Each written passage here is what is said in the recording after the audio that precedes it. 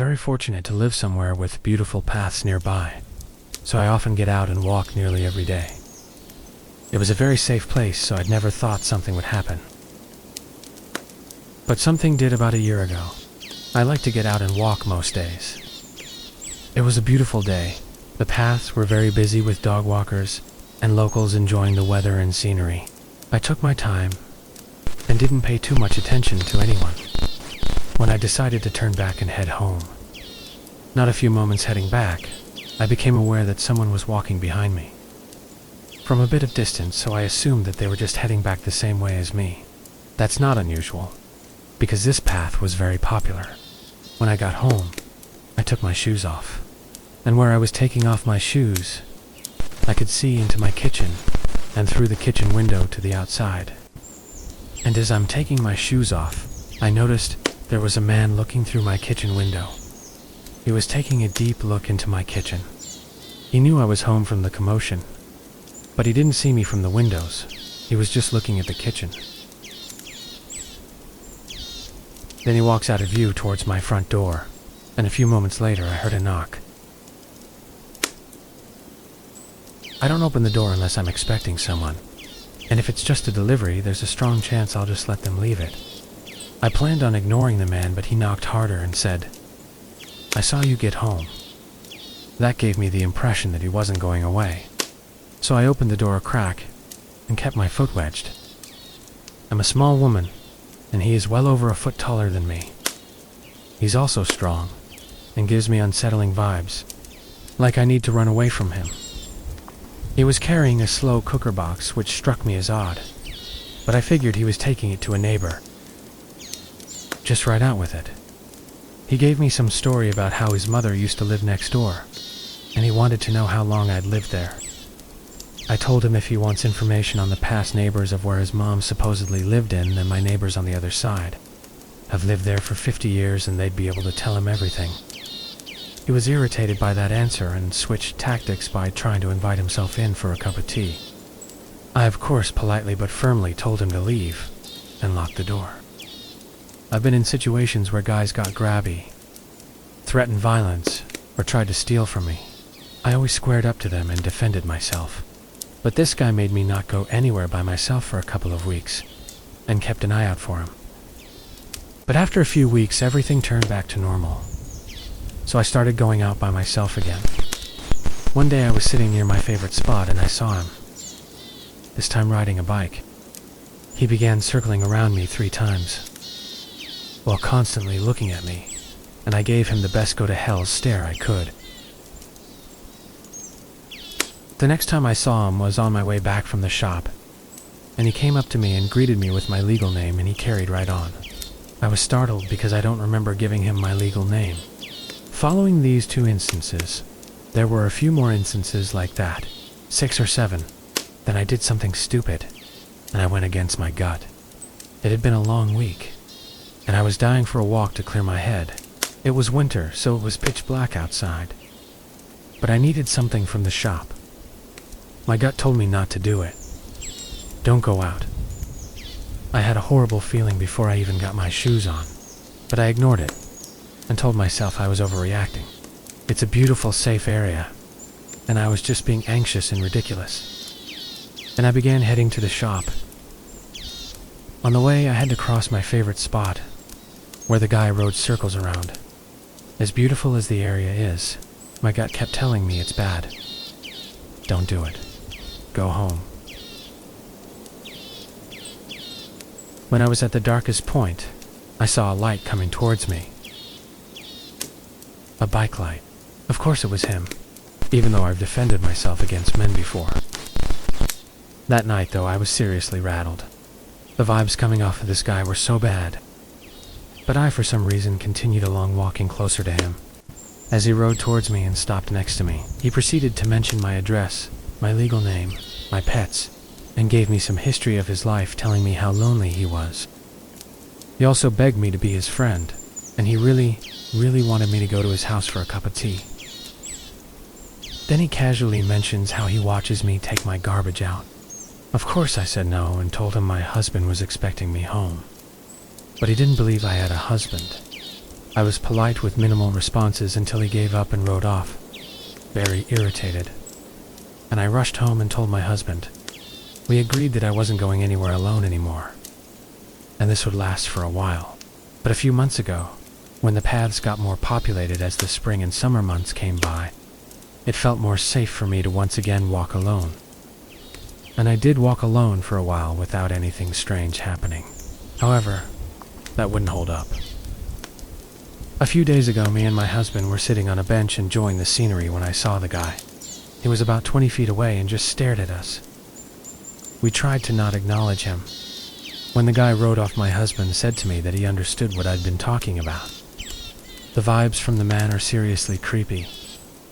And he said that the guy set him on edge. Now I will never walk alone again.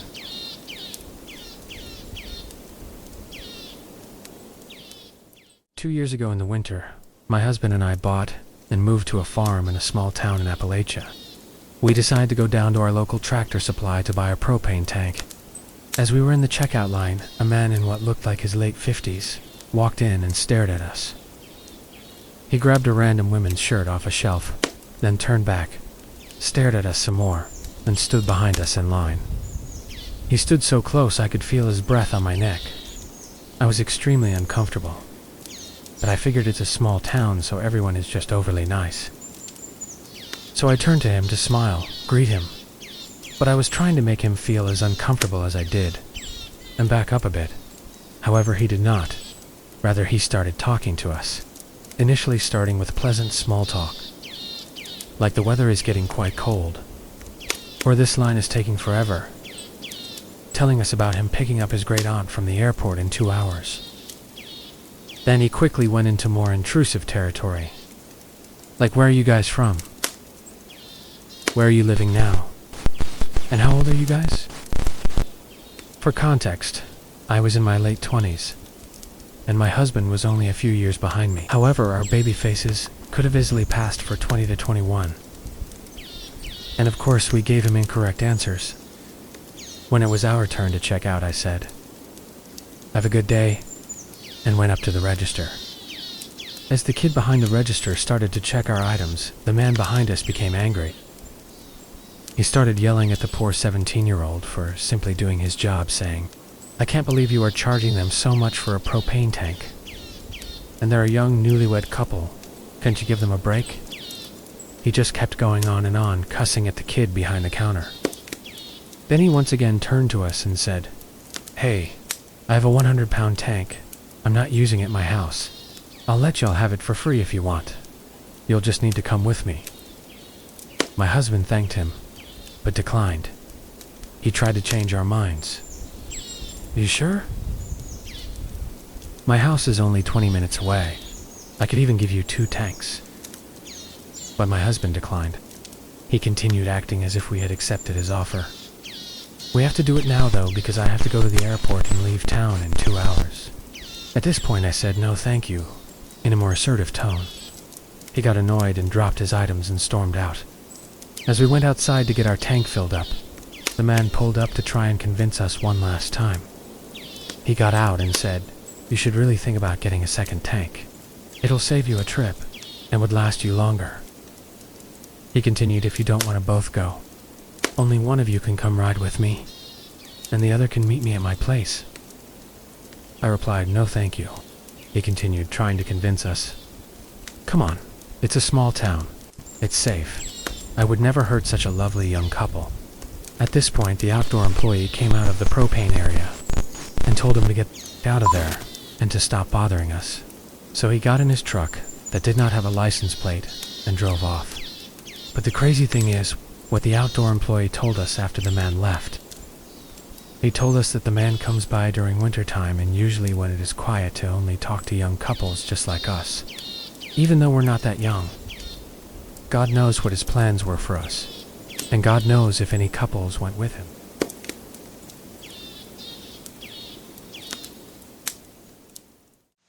I've had several creepy and unsettling encounters from guys before on the bus, but not another woman. This really took the cake.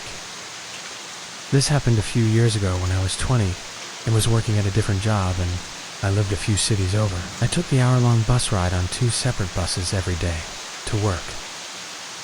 I had gotten on the first bus, as per usual, and I was sitting right near the front. And more people come in and out just like normal.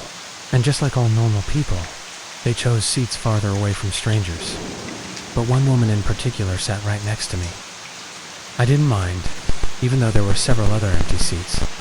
I just kept reading my book on my phone. She quickly started up a friendly conversation. I didn't think too much of it while we were talking. Just her asking my name and how I was doing, and I asked in turn as being a polite and normal human. She gave me a sense that she had a rough couple of weeks. Then she started asking where I was heading. I told her I was heading to work, and that I took the bus every day to get to work. She asked a couple other mundane questions, and I did in return as well. It was a pretty nice bus interaction compared to past experiences.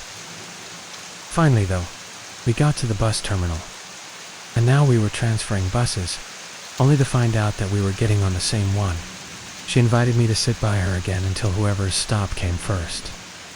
She started up conversation once we were situated and asked much more personal questions. Now, I'm a pretty open person and usually talk a lot, so I didn't think much of it. She asked my age and told me hers was 30. She asked about my family and their names and ages and told me about hers as well. She said a lot of things that depicted a very rough family and a bad situation. I felt a lot of empathy for her. And when she asked to stay in contact, I willingly gave her my number. We sent each other a text to make sure it worked. And then she got off the bus at her stop. A few minutes later I realized I didn't recognize the area. I had gotten on the wrong bus, but luckily it was still in the same city. So I got on one of those e-scooters on the road and drove that the rest of the way to work. Then things got weird. After a 6-hour shift, I find 2 missed calls and 12 messages from the woman I met earlier, mostly asking why I'm not answering and why I'm ignoring her. I responded with sorry I was working and I couldn't look at my phone. And for the next 2 days, she would proceed to text me constantly, almost hourly. By the 3rd day, things got weirder when she started calling me by names that couples would call each other. Things like sweetheart, babe, and honey. I asked politely for her to stop because it made me uncomfortable. She did for a day, before she started again. Out of nowhere, she asked me not to block her before I had even contemplated it. Thinking back, I really should have, but I was exhausted and not thinking straight from exams and work, now being extremely uncomfortable and confused. I went and talked to some family who I knew would give me some straight and blunt advice on what I should do.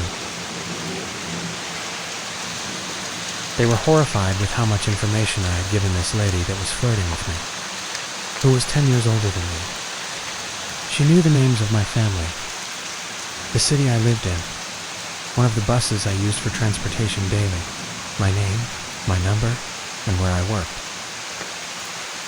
By the end of that conversation with my family, I was freaking out. But I also was trying to rationalize the situation. I am a bit of a pushover, and I felt bad about even blocking her, even though I probably should have way earlier. Eventually, my father stepped in and ended up blocking her on my phone for me, so that I wouldn't feel as guilty about it. We then contacted my work, and they kindly transferred me a few buildings over months later, and I have not heard or seen the woman since.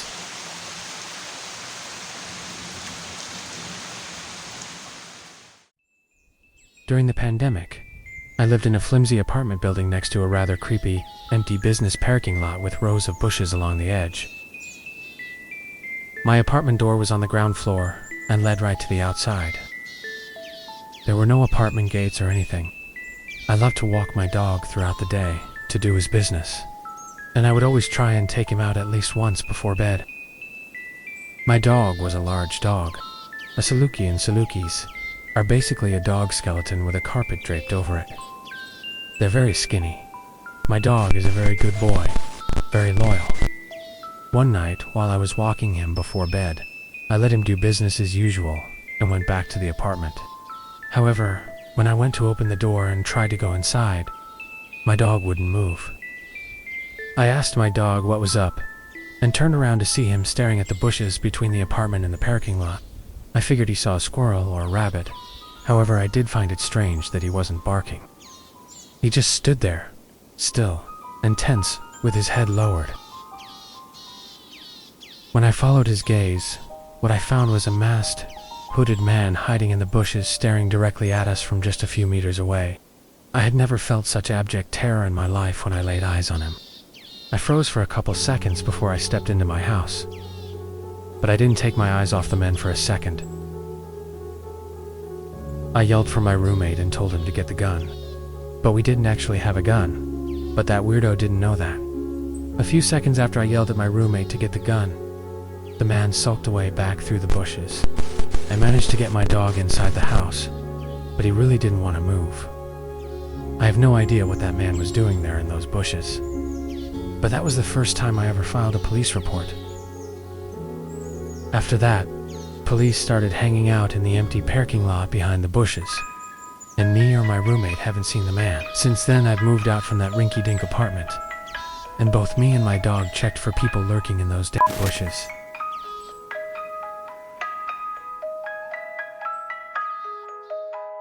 I was at Starbucks getting out of my car when this guy who was in his 60s or 70s said, "Peekaboo, I see you in one of the most creepy ways ever," and I was very disturbed by him.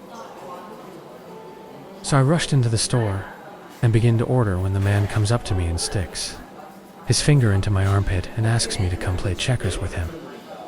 For context, I'm a young girl, so when he did this, I didn't know what to do. So I just stared at the Starbucks worker. Then the man moved away from me and made someone get out of their seat and started eating donut holes with a fork out of this container. He started shuffling cards and talking to himself. And then he got back up and went around the store harassing me and other customers. I went over to the bathroom and tried to hide while waiting for my drink, and he followed me over there, waving at me and asking me to come closer. Luckily, he didn't come into the bathroom. He just stood there for a bit and went back. A few unnerving minutes passed by and I heard my name being called. It was my order, so I quickly went to the front to get the drink. However, I had to walk past the weirdo to get to my drink. So I rushed past him, but he grabbed my tank top. I managed to shake him away, but I was so utterly terrified. After I left the shop and got back into my car, he had followed me here too. He started yelling at people through their car windows and chanting something, and chasing people around the parking lot. I'm confused why all the people that saw this incident didn't do anything to help.